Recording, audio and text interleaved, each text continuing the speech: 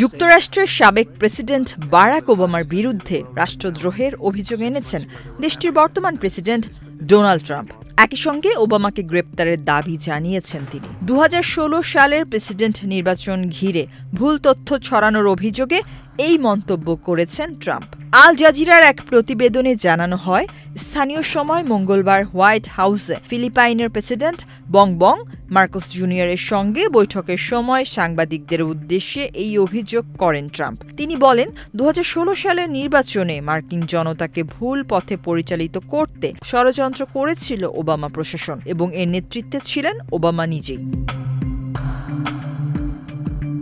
Trump বলেন, Obama নির্বাচনের ফল প্রভাবিত করতে চেয়েছিলেন এবং মার্কিন জনগণকে ইচ্ছাকৃতভাবে মিথ্যা তথ্য দিয়েছেন। তার ভাষায় এই কাজ রাষ্ট্রদ্রোহ এবং যারাই ষড়যন্ত্রে জড়িত তাদের বিরুদ্ধে কঠোর ব্যবস্থা নেওয়া উচিত।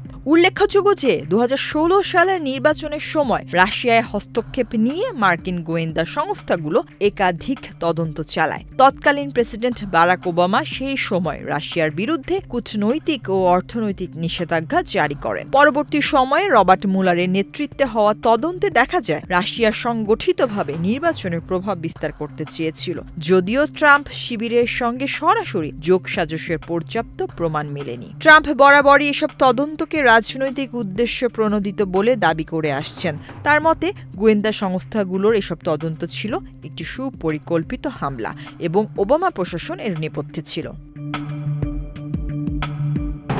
এই প্রসঙ্গে ট্রাম্পের অবস্থানের পক্ষে কথা বলেছেন যুক্তরাষ্ট্রের জাতীয় গোয়েন্দা বিভাগের সাবেক পরিচালক তুলসী গাবার্ড। তিনি 18 জুলাই এক বিবৃতিতে জানান, ওবামা প্রশাসন ট্রাম্পের বিরুদ্ধে কুপরিকল্পনার ভিত্তি গড়ে তুলেছিল এবং গোয়েন্দা তথ্য বিকৃত করে রাজনৈতিক উদ্দেশ্য সাধনের চেষ্টা করেছিল। তবে গ্যাবার্ডের এই দাবির গ্রহণযোগ্যতা নিয়ে প্রশ্ন তুলেছেন বিশ্লেষকরা। অনেকে বলছেন তিনি কিছু তথ্য গুলিয়ে উপস্থাপন করেছেন এবং রাজনৈতিক উদ্দেশ্যে তা ব্যবহার করছেন। এই অভিযোগ ও পাল্টা বক্তব্যে যুক্তরাষ্ট্রের রাজনৈতিক অঙ্গনে উত্তেজনা আরও বেড়েছে, যা আগামী নির্বাচনকে কেন্দ্র করে আরও তীব্র আকার ধারণ করতে পারে বলে মনে করছেন বিশ্লেষকরা।